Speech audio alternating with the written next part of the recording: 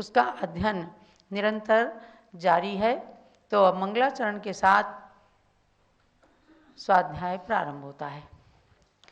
सिद्धम शुद्धम पणमीय जिणिंद वर्णेमि चंदमकलंकम गुणरयण भूषणोदयम जीवस्य परुवणम वोच्छम। गुण रूपी रत्नों के भूषण का जिनके नित्य ही उदय पाया जाता है, अर्थात जो नेमिनाथ भगवान अपनी आत्मा के गुण रत्नों से विभूषित हैं, ऐसे भगवान को नमस्कार करके नेमी चंद्र सिद्धांत चक्रवर्ती ने 20 प्ररूपणाओं के द्वारा जीव द्रव्य के कथन की जो प्रतिज्ञा की, उसमें से आपने बहुत कुछ अध्ययन किया और उस प्ररूपणा के अंतर्गत पहली प्ररूपणा गुणस्थान, दूसरी जीव समास, इनके बारे में जानकारी ली है और तीसरी पर्याप्ति प्ररूपणा पर हम चल रहे हैं। आज 36 नंबर की गाथा आएगी। कल 34 और 35 गाथाओं के माध्यम से आपने पर्याप्ति का लक्षण जाना कि कोई भी जीव शरीर को धारण करने से पहले उसके योग्य परमाणुओं के लायक अपनी शक्ति को प्राप्त करता है। बस उसी शक्ति का नाम है पर्याप्ति। पर्याप्ति का पूर्ण होना, और जिनके नहीं वो पूर्णता आ पाती वो अपर्याप्त कहे जाते हैं। पर्याप्ति के 6 भेद बताए: आहार, शरीर, इंद्रिय, श्वासोच्छ्वास, भाषा और मन। ये सारी पर्याप्तियाँ हमारे और आपके पास में हैं, चूँकि हमने मनुष्य गति में जन्म ले रखा है।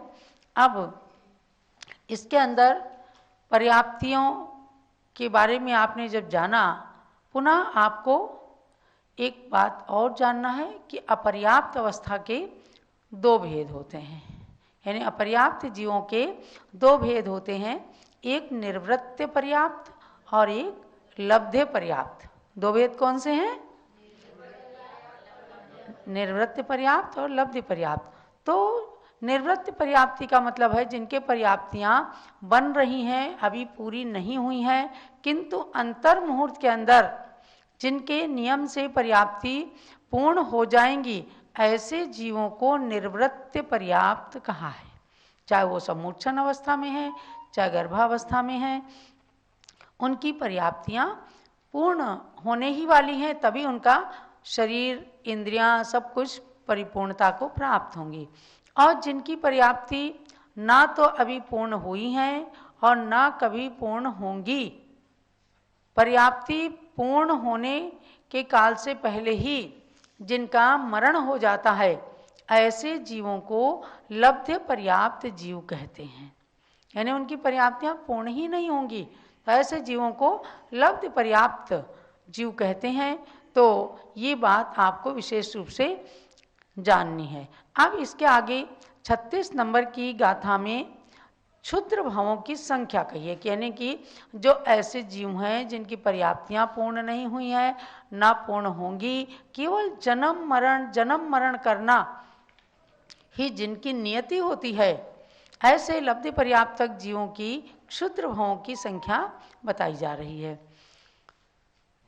गाथा नंबर 36। तिन्निसया छत्तीसा छावट्टि सहस्रगाणि मरणानि अंतो मुहूर्त काले तावदिया चेव खुद्ध भवा। एक साथ पढ़िएगा सब लोग। तिन्निसया छत्तीसा छावट्टि सहस्रगाणि मरणानि अंतो मुहूर्त काले तावदिया चेव खुद्ध भवा। त्रीणि शतानि षट्षष्टि सहस्रकाणि मरणानि अंतर्मुहूर्त काले तावन्तश्चैव क्षुद्र भवाः। अर्थात क्या कहते हैं, एक अंतर मुहूर्त में एक लब्ध पर्याप्तक जीव 66,336 बार मरण और उतने ही भवों को, जन्मों को धारण कर सकता है।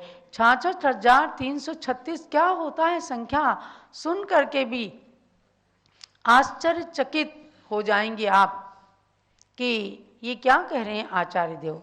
लेकिन ये कहा जा रहा है केवल ज्ञानी सर्वज्ञ भगवान ने अपने दिव्य केवल ज्ञान के अंदर जो कुछ जीवों की परिणति को देखा पाया उसका वर्णन किया। एक लब्धि पर्याप्तक जीव यदि निरंतर जन्म और मरण करता रहे तो अंतर मुहूर्त काल में 66,336 जन्म और इतने ही मरण कर सकता है, इससे अधिक नहीं कर सकता। इन्हें क्षुद्र भाव भी इसीलिए कहा गया है। क्षुद्र माने सबसे छोटा, जिससे अधिक भाव हो ही नहीं सकते, सबसे अल्प समय वाला क्षुद्र भाव कहलाता है। इससे अल्प स्थिति वाला अन्य कोई भी भाव नहीं होता।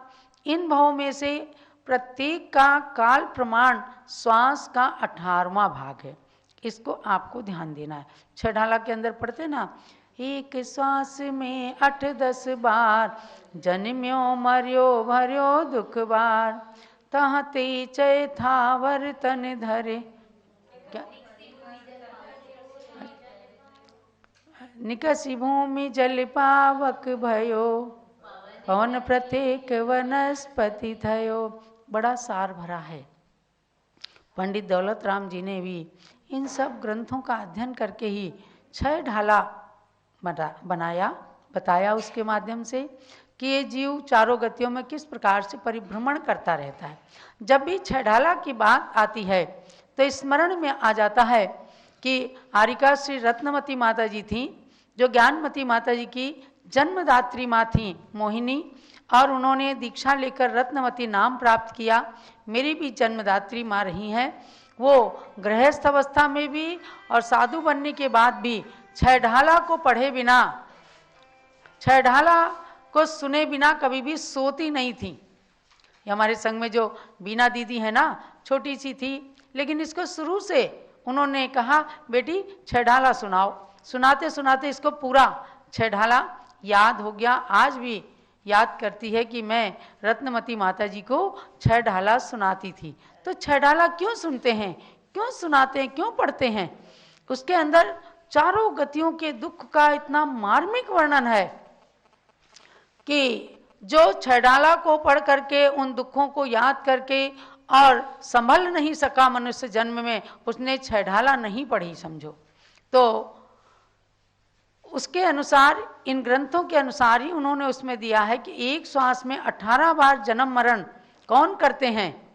क्षुद्र भाव को धारण करने वाले लब्धि पर्याप्तक जीव, एक इंद्रिय जीव भी जन्म मरण करते हैं। तो उनके भावों का ये प्रमाण बताया गया है और उसमें जो डिटेल किया गया उसको भी आपको थोड़ा सा जान लेना है कि एक साथ में एक बार में जब जीव लब्धि पर्याप्तक जीव की जघन्य और उत्कृष्ट दोनों की ही आयु स्थिति अंतर मुहूर्त हो। देखो अंतर मुहूर्त के भी अनेक अंतर मुहूर्त भेद होते हैं। अंतर मुहूर्त एक समय वाला भी होता है, अंतर मुहूर्त 48 मिनट वाला भी अंतर मुहूर्त होता है। तो एक समय का जघन्य अंतर मुहूर्त है, 48 मिनट का उत्कृष्ट अंतर मुहूर्त है और उसके बीच का काल मध्यम अंतर मुहूर्त कहलाता है। तो जो लब्ध पर्याप्तक जीवों की, यानी जिनकी पर्याप्तियां ना पूर्ण हुई हैं ना होंगी और उससे पहले वो मर जाएंगे, ऐसी स्थितियों को हमने आपने न जाने कितनी बार धारण किया है। एक इंद्री में भी गए, दो इंद्री में भी गए, सारी इंद्रियों को प्राप्त करके और हमने वहां पर आत्मज्ञान को नहीं पाया, किसी का संबोधन भी नहीं पाया। बड़ी मुश्किल से न जाने कितने जन्मों के पुण्य को संचित करने के प्रभाव से आज हमें आपको मनुष्य की गति मिली है। तो ये अंतर मुहूर्त जो है एक श्वास के 18वें भाग प्रमाण यहाँ पर बताया है। इस प्रकार के लब्धि पर्याप्तक जीव एक इंद्री से लेकर पंचेंद्री पर्यंत सब में ही पाए जाते हैं। लब्धि पर्याप्तक पंचेंद्री भी होते हैं। आप इसकी डिटेल गोमटसार जीवकांड वगैरह के अंदर पढ़िएगा। गाय के शरीर में भी जो सूक्ष्म जीव उनके हो जाते हैं वो भी सम्मूर्छन होते हैं, लब्धि पर्याप्त में जन्मते हैं, मरते हैं। आप आज ऊन क्यों नहीं पहनते? हमारे साधु, आपके दिगंबर जैन साधु कोई उलन को हाथ भी नहीं लगाते। क्यों? क्योंकि जो पशु के बालों से ऊन बनता है उसमें प्रतिक्षण सम्मूर्छन लब्धि पर्याप्तक जीव उत्पन्न होते हैं, मरते हैं। ऐसे एक इंद्री से लेकर पंचेंद्रिय तक जीव सब लब्धि पर्याप्तक की क्वालिटी वाले भी होते हैं। एक जीव एक अंतर मुहूर्त में लब्धि पर्याप्तक अवस्था में अधिक से अधिक 6,336 बार जन्म और मरण कर सकता है। इतने ही भावों को धारण कर सकता है, उतनी ही बार मरण कर सकता है। इसलिए इन भावों को क्षुद्र भाव, कि इससे छोटा कोई भी समय वाला भाव नहीं होता।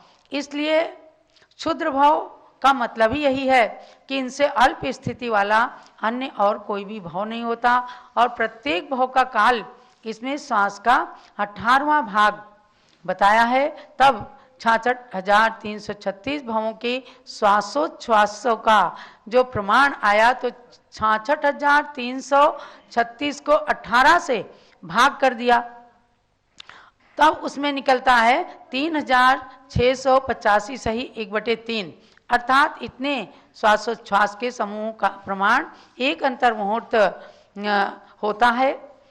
और पृथ्वी का एक से लेकर पंचेंद्री तक लब्धि पर्याप्तक जीवों के क्षुद्र भाव मिलाकर के 66,336 हो जाते हैं। तो 3,773 उच्छ्वासों का एक मुहूर्त होता है। एक मुहूर्त कितने मिनट का? 48 मिनट का। कभी घड़ी रख लो सामने और देखो 48 मिनट में आप कितनी बार श्वास लेते हैं। तो उनका उत्कृष्ट प्रमाण बताया है कि 3,773 बार श्वास लेने से 48 मिनट पूरे होते हैं। यानी 48 मिनट के अंदर इतने श्वासोच्छ्वास लिए जाते हैं। तो अलग अलग इसमें थोड़ा सा और आप पर्याप्ति प्ररूपणा का सार पढ़िएगा। उसमें अलग अलग एक एक जीवों के अलग अलग भावों की लब्ध पर्याप्तक जीवों की संख्या बताई है। तो आप उसको जानिएगा कि एकेंद्रीय जीवों के 66,132 भावों को धारण करने की शक्ति रहती है। यानी कि उनके ज़्यादा से ज़्यादा 66,132 भाव भी धारण कर सकते हैं, इससे अधिक नहीं कर सकते। और फिर बाद में लिया है असंगी पंचेंद्रीय लब्धि पर्याप्तक के 8, संगी पंचेंद्रीय लब्धि पर्याप्तक के 8, मनुष्यों के 8, इस प्रकार से कुल 24 की संख्या आई। और अब 11 प्रकार के लब्धि पर्याप्तक जीवों को जाने आप। डिटेल में थोड़ा सा मैं बता रही हूँ, क्योंकि एक बार नहीं समझ में आए तो भी ये प्रवचन आपको encyclopediaofjainism.com में ऑडियो प्रवचन मिल जाते हैं, उनको सर्च करके आप बार बार सुन सकते हैं। तो आप इन भेदों को नोट कीजिएगा। स्थूल पृथ्वी, सूक्ष्म पृथ्वी, स्थूल जल, सूक्ष्म जल, स्थूल अग्नि, सूक्ष्म अग्नि, स्थूल वायु, सूक्ष्म वायु, स्थूल साधारण, सूक्ष्म साधारण और प्रत्येक वनस्पति। ये 11 प्रकार के जो जीव हुए, इन 11 प्रकार के लब्धि पर्याप्तकों में से प्रत्येक के 6,012 भाव होते हैं। तब 6,012 को 11 से गुणा किया गया, क्योंकि ये 11 प्रकार के हैं, तो 11 से गुणा किया गया, तब 66,132 की संख्या आई। ये एकेंद्रीय लब्धि पर्याप्तक के उत्कृष्ट भाव हो गए। चाहे पृथ्वी, जल, अग्नि, वायु, ये सब एक इंद्रिय जीव हैं, और इनमें लब्धि पर्याप्तक जीव जो हैं इतने भाव धारण करने वाले हैं। अब इस प्रकार से पर्याप्त अवस्था को जान करके अपने को ये संक्षेप में जानना है, अधिक डिटेल में मैं आपको नहीं ले चलूँगी कि हम पर्याप्त हैं। हमारे 5 इंद्रियां हैं, आहार पर्याप्ति, शरीर पर्याप्ति, इंद्रिय पर्याप्ति, श्वासोच्छ्वास पर्याप्ति, भाषा पर्याप्ति और मन पर्याप्ति। ये 6 पर्याप्तियां हमें मिली हैं। क्या स्वाध्याय नहीं करते तो इन चीज़ों का हमें ज्ञान नहीं हो पाता, लेकिन अपने ही पास ये चीज़ें हैं और इनसे सहित होकर के हम मन सहित प्राणी बन करके और इस संसार के अंदर अपने मानव जीवन को यात्रा आदि करके, भगवान की भक्ति करके, देवसास गुरु की भक्ति करके और अपने मानव जीवन को सफल करना, यही पर्याप्तियों को पाने का सार रहता है। ये आज के गोमट सार जीवकांड सार का स्वाध्याय हुआ। कल से मैं प्राण प्ररूपणा में आगे चलूंगी, क्योंकि हमने पहले ही आपको सूचना दे दी है कि कल 30 तारीख को होने वाली परीक्षा स्थगित की जाती है, क्योंकि आप लोगों की ही डिमांड आई है कि आजकल हम लोग ज़्यादा लोग यात्रा पर निकल रहे हैं, इसलिए परीक्षा देने में कठिनता होगी। तो हम 1 तारीख के बाद परीक्षा की तारीख पुनः आपको घोषित करेंगे, तब आपके गोमट सार जीवकांड की परीक्षा ली